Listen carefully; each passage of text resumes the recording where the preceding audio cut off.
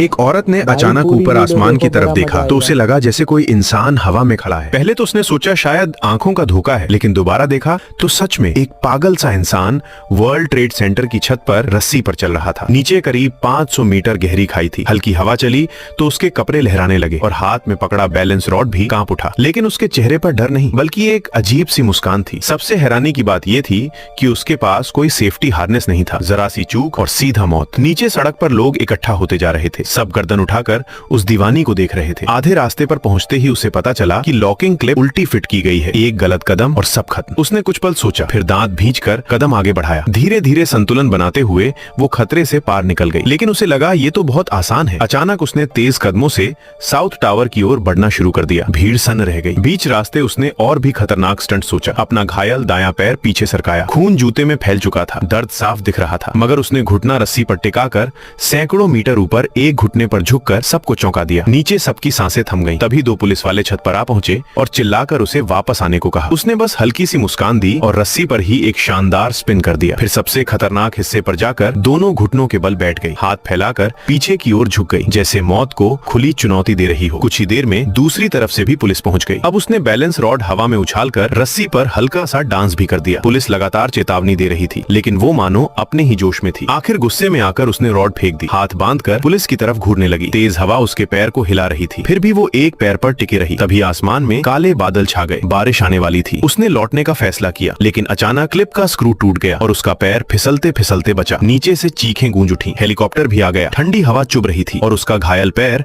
बुरी तरह कांप रहा था। खून लगातार बह रहा था। हर कदम जैसे तलवार की धार पर रखा जा रहा हो। किसी तरह वो बिल्डिंग के किनारे तक पहुंची, लेकिन तभी उसके पैर में जोरदार ऐंठन हुई और क्लिप से डरावनी आवाज आई। सबको लगा अब सब खत्म, पर चमत्कारिक रूप से उसने खुद को संभाल लिया। पुलिस की तरफ देखकर एक रहस्यमयी मुस्कान दी, रॉड आगे फेंकी और ऊंची आवाज में अपना परिचय दिया। मेरा नाम आर्या है। अगले ही पल पुलिस ने उसे पकड़कर हथकड़ी लगा दी और नीचे ले जाने लगी, लेकिन उसके चेहरे पर कोई पछतावा नहीं था, क्योंकि पूरी सड़क पर खड़ी भीड़ उसकी हिम्मत के लिए तालियां बजा रही थी।